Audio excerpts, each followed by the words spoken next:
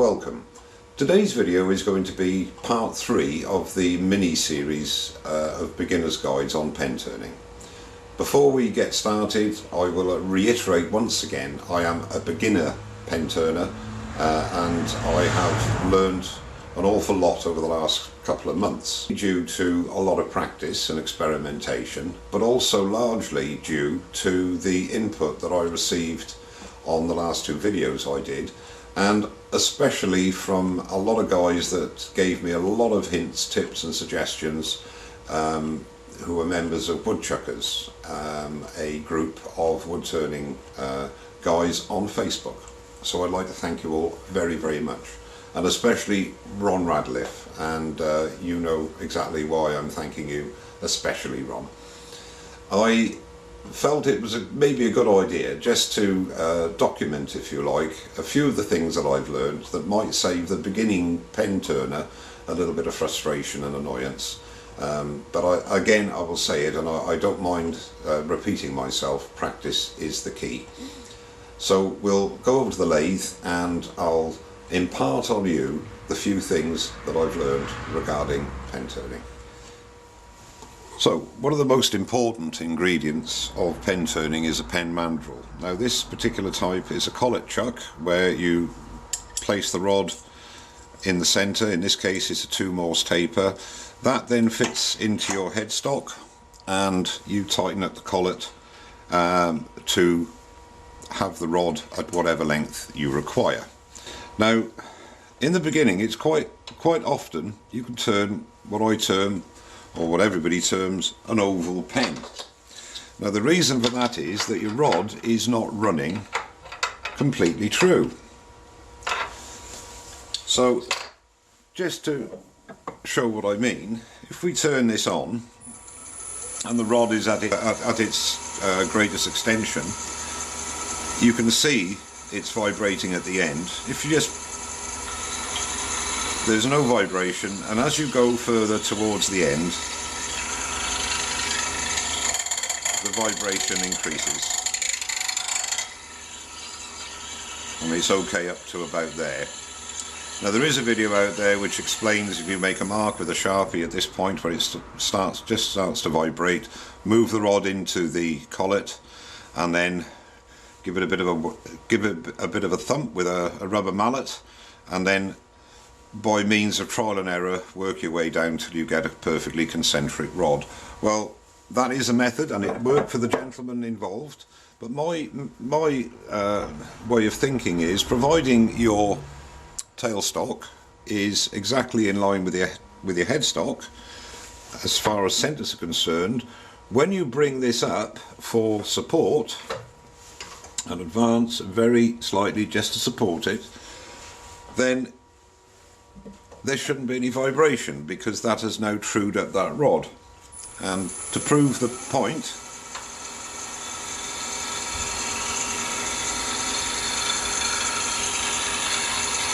there is absolutely no vibration there whatsoever. So that is my remedy of turning circular pens. Now with this particular mandrel, what you would do is you would place your blanks onto the mandrel. Just have the rod there. You put one bushing on, slide on your blank, another bushing, slide on your blank, and another bushing. A little bit of advice as well is get a little pack of extra bushings, because without a doubt you will lose a few in the shavings. Nothing more annoying. And then you move the rod to the desired length, tighten up the collet. Now this is the interesting part. Again, this is a result of some comments on Woodchuckers. When you put a lot of pressure, or too much pressure, on your mandrel with your tailstock live centre, you are going to tend to bow the rod.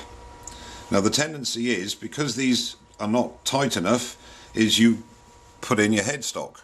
Not necessary. You can tighten the knurled nut as tight as you like, because that's not going to bend the rod, because the pressure and the forces are on the bushings and on the tubes within your blank.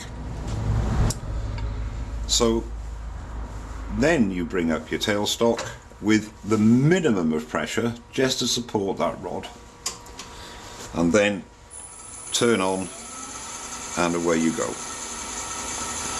The other point which I found very early on is when you're actually turning, use as little pressure, light cuts, because again, if you exert too much pressure on your blank, this end isn't quite so bad because you have the headstock and the collet. So when you're turning there, just taking off, you only need the lightest of touches, because the tendency is to put a lot of pressure on. Well, then you're putting pressure onto the rod and you're going to be bowing it. So you'll find the success is much more reliable if you use very little pressure when you're doing any cuts at all. Don't dig in, take big cuts like this, because if you do that, you're going to get, you can do it to begin with, just to round it, but then when you get to round, as we are here, light cuts with little or no pressure, just the weight of the tool. Now that is perfectly round at that end, and it won't be oval. And if you employ that technique all the way through, then you'll get a round pen blank, not oval. Now the other type is a compression mandrel, where you have the rod is affixed into the Morse taper that goes into your headstock, and that is fixed. Now we'll just run that and you can see how out of true it is. Yeah. Now then you will put your bushings on like so. Doesn't matter which orientation they're in, because this is just for demonstration purposes. Excuse me shaking, it's very cold in here today. And that fits on like so. Get rid of him. And then move that. In your tailstock you put the hollow live centre, and then that then comes up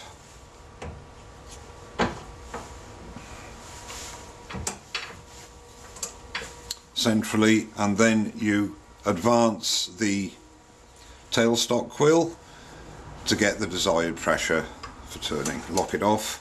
Now again, you're only putting pressure on the bushings and on the pen tube, not on the bar itself.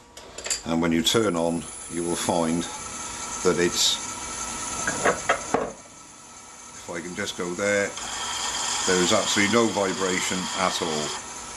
Perfectly. As far as finishing, the final finish on your pens are concerned, you can finish it with anything you like, basically. It depends how resilient you want your finish to be. A very popular finish is a friction polish. This one's by Chestnut. There are many different ones.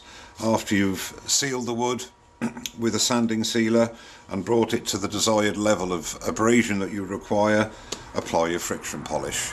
That is a good method, but I have found that that is not that resistant to finger marks, etc. And after all, a pen is in your hand all the time you're using it.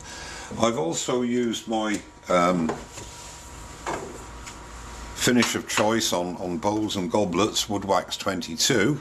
After applying sealer, a couple of coats of that. Again, the finish looks great when you finish the pen, but it doesn't last. But I've had some success with, before putting wood wax 22 on, putting the micro crystalline wax on, which has a harder, it cures to a harder finish.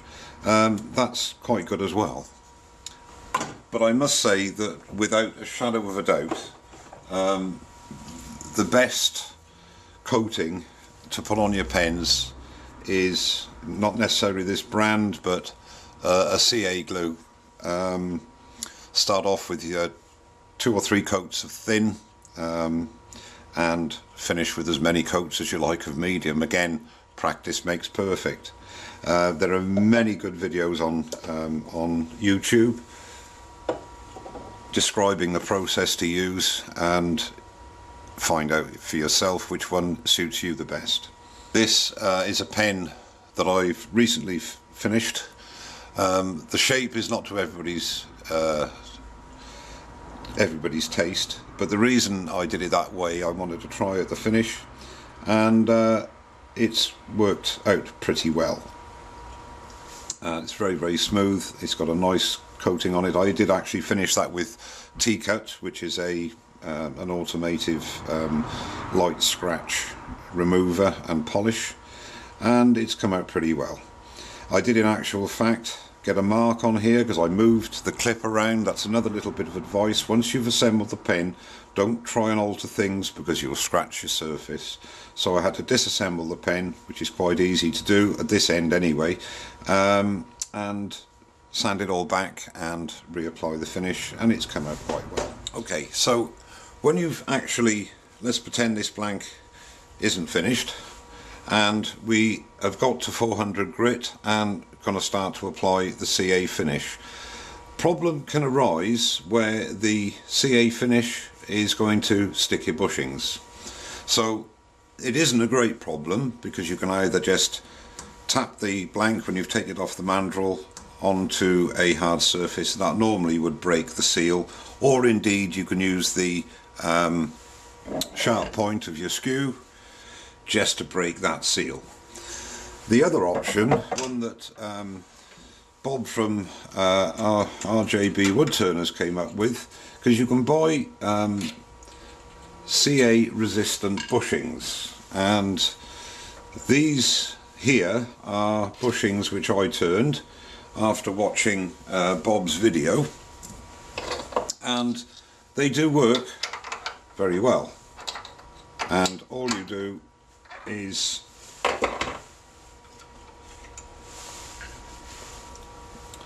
place those like so, and then again do up your knurled knob,